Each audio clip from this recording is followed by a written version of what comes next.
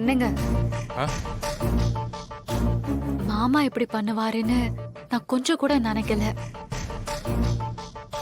கடையில இருக்கிற முக்கியமான பொறுப்பெல்லாம் இப்படி 3 பங்கா பிரிச்சு கொடுத்துட்டா அப்புறம் உங்களுக்குன்னு என்னங்க மரியாதை இருக்கு? உங்க சின்ன தம்பி மாறன் குடவுன்ல சரக்கு ஏத்துறது இறக்குறதுன்னு அந்த மாதிரி வேலை தான் பார்த்துட்டு இருக்காரு. ஆனா நீங்க எத்தனை வருஷமா கடைய பொறுப்பா நிர்வாகம் பண்ணிட்டு இருக்கீங்க. அப்பாக்கு அப்புறம் எல்லாமே நீங்க தானே அவரும் எல்லா இடத்துலயும் சொல்லிட்டு இருந்தாரு. நீங்க பல இடத்துல காலரை தூக்கி விட்டுட்டு இருந்தீங்க. இப்ப எல்லாமே தலைகீழா மாறிடுச்சுங்க. விடு கண்மணி, அண்ணன் தம்பி 3 பேர் இருந்தா ஆளுக்கு ஒன்னா பிரிச்சு கொடுக்கறது சகஜம் தானே?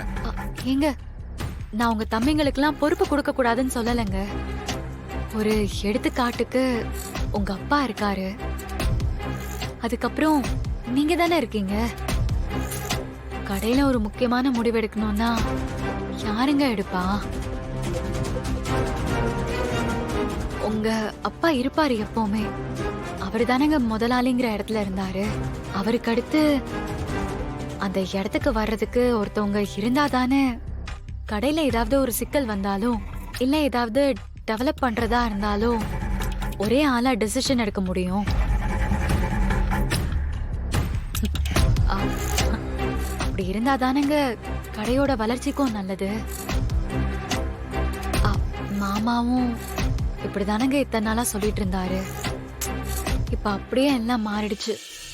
இனிமே கடையில சின்னதா ஒரு குண்டு பல்பு மாற்றதா இருந்தாலும் நீங்க உங்க தம்பி கிட்ட கேட்டு கலந்து பேசிதான் முடிவெடுக்கணும். பேருக்கு வேணும்னா எல்லாரும் உங்களை முதலாளின்னு கூப்பிடலாம். ஆனா நீங்க உண்மைய சொல்லணும்னா நீங்க முதலாளி மாதிரி தாங்க. நீங்க ஒன்னும் முதலாளி கிடையாதுங்க.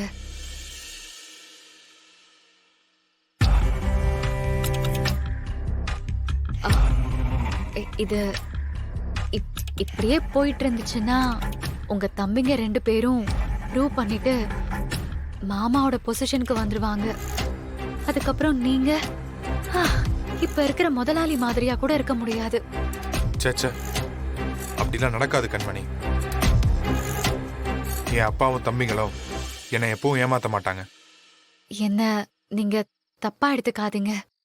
இதெல்லாம் உங்ககிட்ட மட்டும்தான் ஷேர் பண்ண முடியும். எனக்கு தோன்றத நான் சொல்றேன். ஆயிலும் மாவு சத்தும் அதிகமா சாப்பிட்டா ஹெல்த்துக்கு நல்லது இல்ல. ஃபியூச்சர்ல டயபெட்டிஸ், பிபி, அது இதுன்னு ஏகப்பட்ட பிரச்சனை வரும். அதெல்லாம் உங்களுக்கு தெரியாது, சொன்னாலும் புரியாது. எனக்கு இந்த வீட்ல இருக்கிறவங்களோட ஹெல்த் ரொம்ப முக்கியங்க. மாமாலாம் ரொம்ப வருஷம் வாழணும்னு நினைக்கிறேன். கண்மணி, நீ மத்தவங்க கிட்ட பேசி ஏமாத்துற மாதிரி என்கிட்டயும் பேசாத.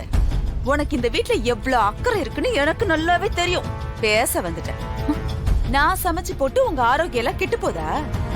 சித்தி, நான் அப்படிலாம் சொல்லல. இன்னைக்கு காலத்துக்கு ஏத்த மாதிரி மாறணும் தான் சொல்றேன். இவரு நியூட்ரிஷன், டயட்டீஷியன்லாம் தெரிஞ்ச சமையல்காரர் தான். அதனாலதான் நான் வேலைக்கு எடுத்தேன். இவரு நம்ம வீட்ல சமைக்கிறது எல்லாரோட ஆரோக்கியத்துக்கும் ரொம்ப நல்லதா இருக்கும். நீங்களும் ரெஸ்ட் எடுப்பீங்கல்ல? ரெஸ்ட் எடுக்கணுமா? அம்மா யார் நீ? ஆனா உன ரெஸ்ட் எடுங்கிற விட்டா நீயே என் காலை ஒடிச்சு மூளையில உட்கார வச்சிருவ போல இருக்கு. எனக்கு ரெஸ்ட் வேணும்னா நானே ரெஸ்ட் எடுப்பேன். நீ உன் வேலையை மட்டும் பாரு. வந்துட்டேன் வியாக்கியான பேசுற. சமைக்கிறது ஒரு வேலைன்னு அதுக்கு சம்பளம் கொடுத்து ஒரு ஆளை கூட்டிட்டு வந்திருக்கேன். என் அண்ணன் தானே பர்மிஷன் கொடுத்தாருன்னு சொன்னேன். அவர்கிட்டயே போய் பேசிக்கிறேன். ஏய் மேடம், நான் போய் பேசிட்டு வர வரைக்கும் ஏதாவது சமையல் கட்டுல தொட்ட உன் கைய காலெல்லாம் உடைச்சிருவேன். நல்ல கோமாளியை கூட்டிட்டு வந்து வீட்டுல நாடகம் போட்டுட்டு என்ன மேடம் இப்படி சொல்லிட்டு போறாங்க? இத பாருங்க, நீங்க இதுக்கெல்லாம் பயந்துராதீங்க. என்ன, நாங்க மேல இடத்துல பர்மிஷன் வாங்கிட்டோம். நீங்க நல்லா இங்க வேலை செய்றீங்க, சூப்பரா சமைக்கிறீங்க, சரியா? சூப்பரா சமைச்சிடலாம். என்ன கண்மணி, வள்ளி இவ்ளோ ஆவேசமா போறா? ஏதாவது நடக்குமா? ஒன்னும் நடக்காது. சுவத்துல அடிச்ச பந்து மாதிரி திரும்ப வருவாங்க பாருங்க.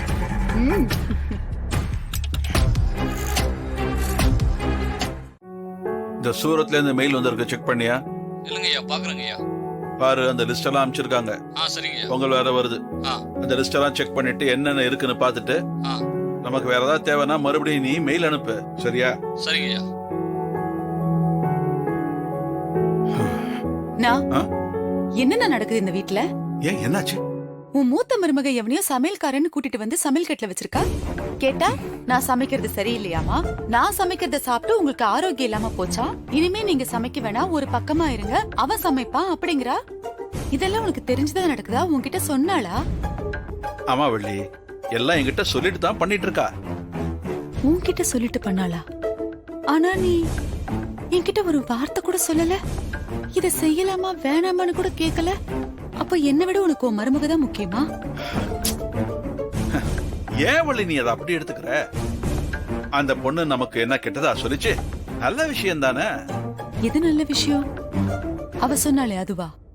இத்தனை நாளா நான் சமைச்சதுனால தான் உங்களுக்கு உடம்பு முடியாம போச்சு, நான் சமைக்கிற எதுவுமே ஆரோக்கியமா இல்ல, அதெல்லாம் சாப்பிட்டதுனால தான் நீங்க நோயாளிகள் ஆயிட்டீங்கன்னு. அதா? அட, என்ன வள்ளி இப்படி பேசுற? பின்ன எப்படி நான் பேசுறது? அவ சொன்ன உடனே நீ தூக்கி பொறுப்பெல்லாம் அவகிட்ட கொடுத்தீன்னா அதுக்கு அதான் அர்த்தம். அவ சொன்னது உண்மைன்னு தானே அர்த்தம். வள்ளி, அவ உன் மேல இருக்கிற அக்கறையில தான் இப்படி செஞ்சிருக்கா. யாரு? அவளுக்கு என் மேல அக்கறை? ஆ, ஆட போனா உனக்கு அவளை பத்தி எல்லாம் தெரியாது. என்ன தெரியாது? அவ உனக்கு என்ன கெடுதல் பண்ணா? அவ உங்ககிட்ட ஏதாவது தப்பா நடந்திருந்தா பேசிருந்தா சொல்லு, நான் கேக்குறேன். அது மாதிரி ஏதாவது பேசிருக்காளா?